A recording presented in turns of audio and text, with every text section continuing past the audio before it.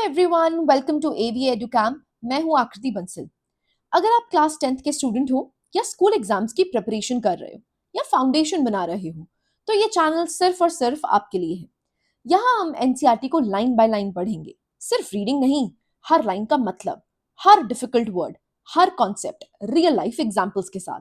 यानी एनसीईआरटी की कोई भी लाइन बिना समझे स्किप नहीं होगी। हमारा एम है कॉन्सेप्ट क्लियर करो, एग्जाम अपने आप क्लियर हो जाएगा। तो अगर आप भी पढ़ाई को इजी बनाना चाहते हो तो अभी चैनल को सब्सक्राइब कर लो। चलिए शुरू करते हैं।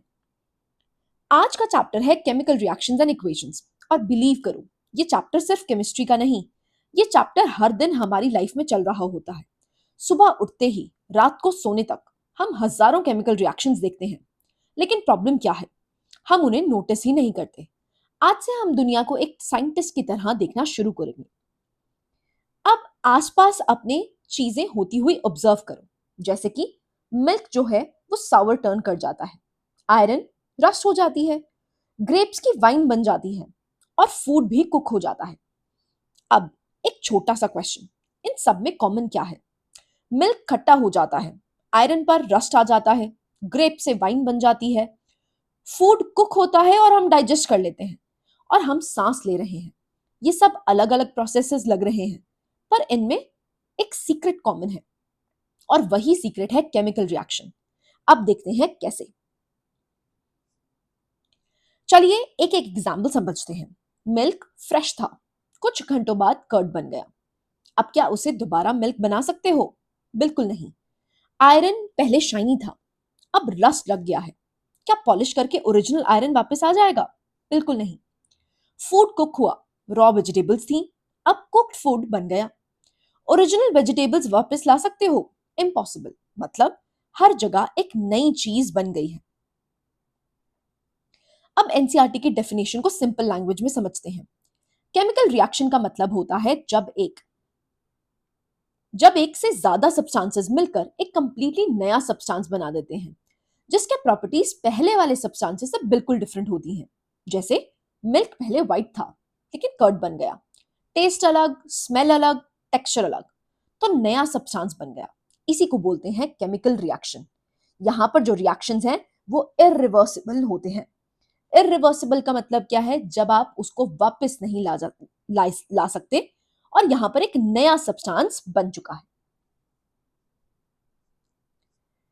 अब बात करते हैं एक्टिविटी 1.1 की, जहां पर मैग्नीशियम रिबन की बात की गई है। मैग्नीशियम रिबन को बर्नर पर जलाया गया, लेकिन एक इंटरेस्टिंग बात, उसे जलाने से पहले सैंड पेपर से क्लीन किया गया।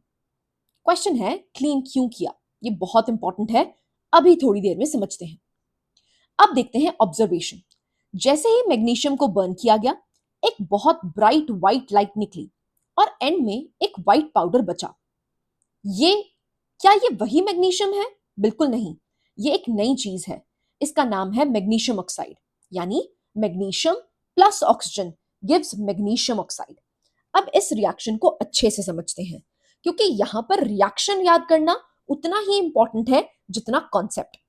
अगर हम बात करें मैग्नीशियम की, तो Mg it burns with O2 to give MgO। अब प्रॉब्लम क्या आती है, स्टूडेंट्स को ये नहीं समझ आता कि MgO कैसे बना। इसको समझते हैं। अगर हम Mg की बात करें, इसका एटॉमिक नंबर आपको देखने को मिलता है 12। ना अगर हम इसकी इलेक्ट्रॉनिक कॉन्फ़िगरेशन की बात करते हैं तो वो हो जाता है 2A2। इसका मतलब इसके आउटर मोस्ट शेल में आपको 2 इलेक्ट्रॉन्स देखने को मिलते हैं। अब अगर इसके पास 2 इलेक्ट्रॉन्स है, ये अपने आप को स्टेबल होने के लिए क्या करेगा? 2 इलेक्ट्रॉन्स लूज करेगा। और अगर ये अपने 2 इलेक्ट्रॉन्स को लूज करता है तो इसका मतलब ये एक कैटायन बनेगा और इस पे 2 पॉजिटिव का चार्ज आ जाएगा। ऐसे ही अगर हम ऑक्सीजन की बात करते हैं, तो ऑक्सीजन की इलेक्ट्रॉनिक कॉन्फ़िगरेशन होती है 2,6, क्योंकि इसका एटॉमिक नंबर है 8। अब 6 का मतलब क्या है?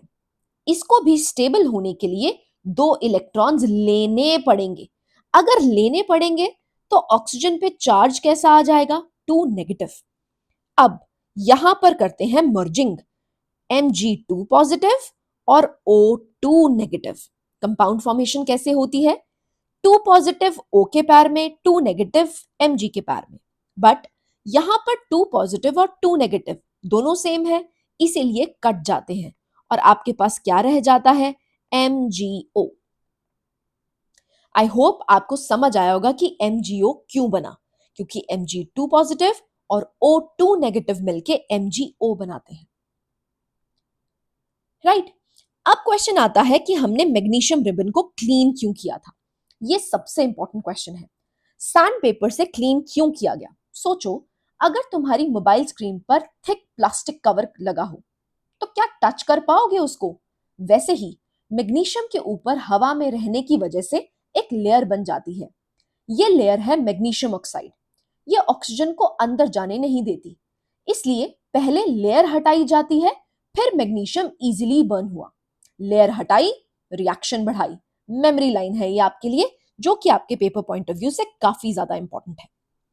अब आते हैं एक्टिविटी 1.2 पे, जो कि है लेड नाइट्रेट और पोटेशियम आयोडाइड के बीच में। दो कलरलेस सॉल्यूशंस लिए, लेड नाइट्रेट और पोटेशियम आयोडाइड। क्वेश्चन है, दोनों ट्रांसपेरेंट है, मिक्स करेंगे तो क्या ट्रांसपेरेंट ही रहना चाहिए था?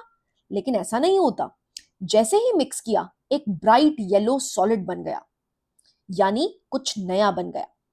ये सॉलिड येलो जो आपको कंडीशन देखने को मिलती है, इसको कहा जाता है lead iodide.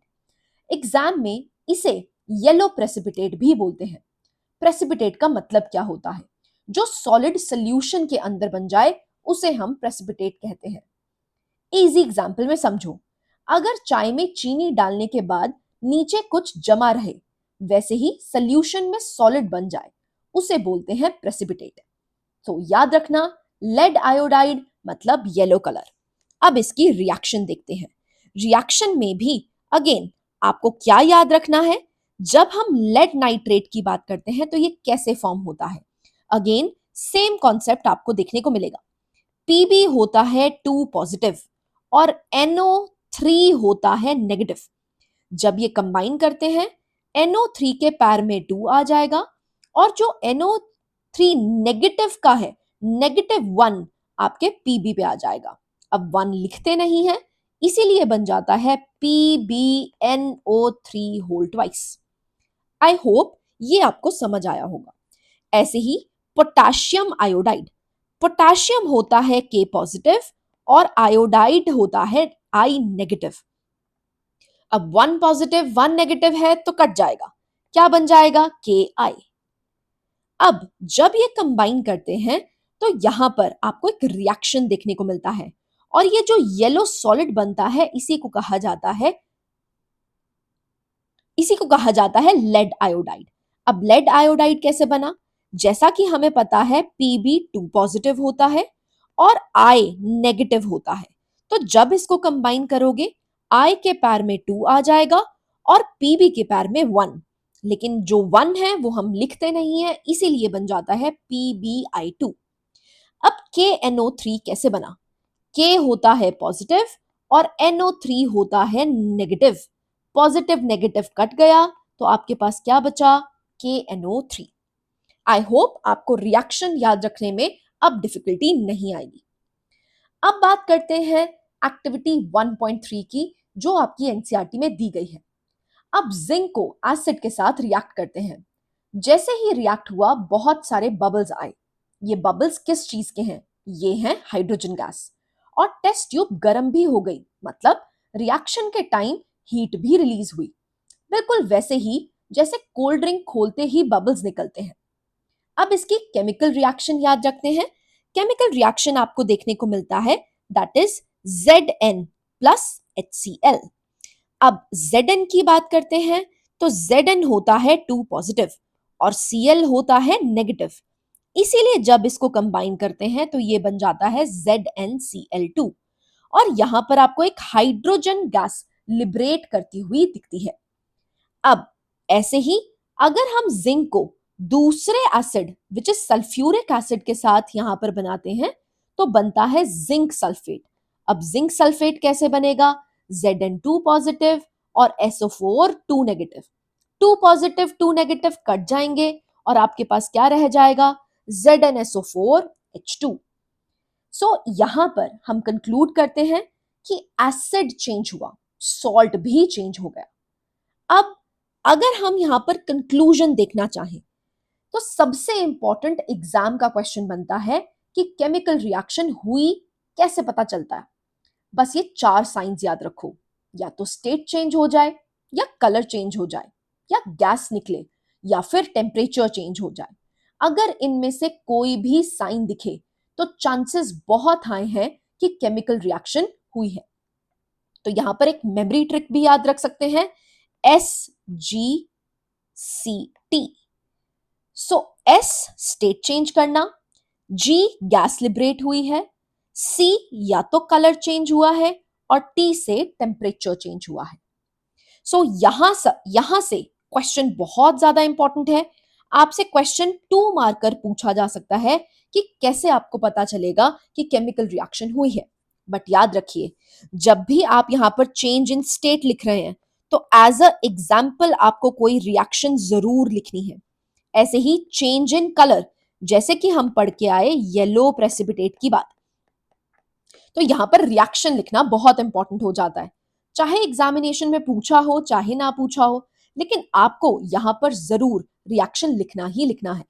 Change in temperature Z, जैसे कि हम Zn प्लस HCl की रिएक्शन देख के आए, जहां पर आपको ZnCl2 बनता हुआ दिखता है, तो वहां पर टेम्परेचर भी चेंज होता है और वहां पर एवोल्यूशन ऑफ गैस भी हुई है जिसका नाम है हाइड्रोजन।